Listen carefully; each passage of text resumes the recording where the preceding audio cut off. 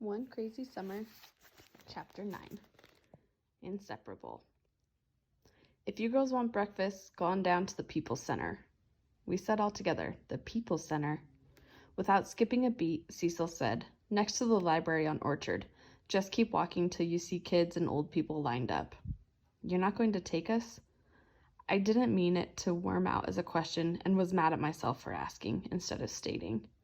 You don't need me to walk down the street. The park is on the other side. Y'all can run around after breakfast or stay for the program at the center. It don't make me no difference. Cecil pointed a fountain pen at me. 2 more pens were stuck in her hair. You the oldest? You can read street signs.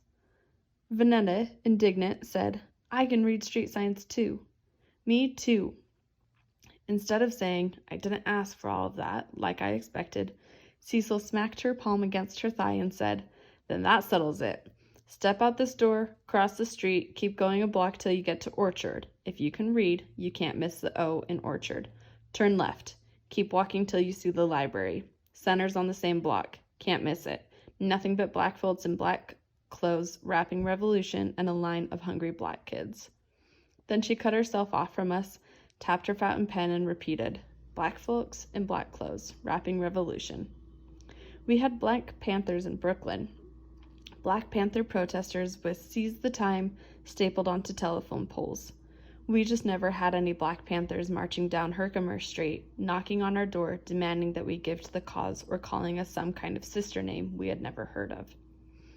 My sisters and I didn't make a move toward the door. We couldn't believe our ears. Our crazy mother was sending us outside to find militant strangers if we wanted to eat. She said, wait. I hoped she had changed her mind about going to the center. She went into the kitchen and came out with a cardboard box, a little smaller than the shoebox for Papa's work boots. Here, she said, take this to the center, give it to the Panthers, tell them it's from Nzia. That's what I thought she said, Nzia. She put the box in my hands. Who do I just find a black beret? Any black beret will do. Make sure you tell them I gave to the cause. You tell them, don't come knocking on my door asking for my materials. I knew I wouldn't be telling no Black Panthers what Cecil said, that she gave to the cause and not to come knocking on her door for her stuff. I just took the box and nodded, because that's how you treat crazy people. You nod and count down 27 days for crazy to come to an end. Vanetta and Fern looked to me for what to do next, and Cecil noticed this.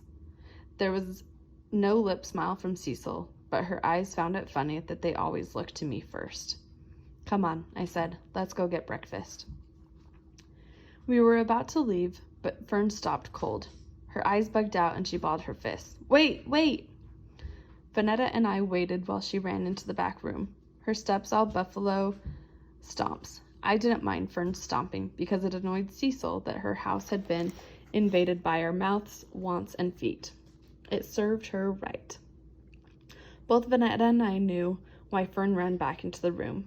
We'd been seeing this go on for years. Fern returned with Miss Patty Cake in tow. From her look of disgust, I believe Cecil would have spat on her own floor if she wouldn't have had to clean it up. Aren't you too big to be dragging that thing with you?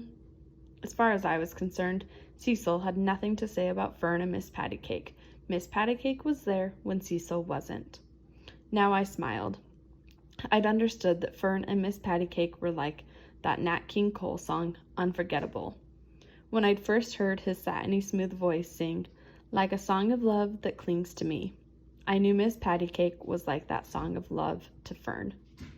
Cecil thought Fern would buckle under a 7-year-old's shame. When Fern didn't answer, she asked again, Aren't you too big for all of that? Fern shook 4 braids and barrettes and said, No, taking delight in answering no for no's sake. No, because Cecil didn't have a hug and a kiss that Fern expected. No, because Cecil didn't leap up and get that cold glass of water. No, because Cecil had yet to call Fern, Fern. Vanetta groaned. She had fought enough name callers on behalf of Miss Patty Cake. I had fought my share too. But so what?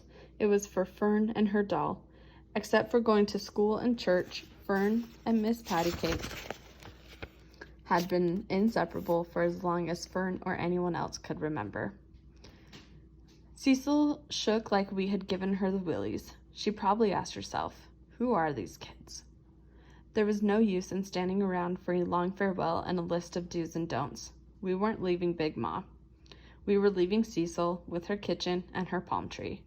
And just as I felt we had gotten the last lick by turning and going, Cecil said, "Don't kill yourself to get back here. Stay out till sundown." We walked along the street, a moving triangle. Me in the front, Vanetta and Fern with Miss Pattycake behind me at both sides. "I want to go home." "Me too." I knew which home they meant. I said, "We're going back home in 27 days. "Let's call Papa," Vanetta said, "and Big Ma." I said, "Not yet. Big Ma hasn't gotten over the collect call from yesterday. We gotta get up enough dimes to make a real call across the country." Vanetta said, "We should call Papa. Tell him she's mean. And she don't want us. And she won't cook or let us in the kitchen to get a glass of cold water in her kitchen, in her house." I said, "We will, just not yet." Vanetta said, "If Big Ma knew, and Papa, they'd be here lightning quick to get us." "Yeah, quick, like lightning." I said, "We'll need a lot of dimes."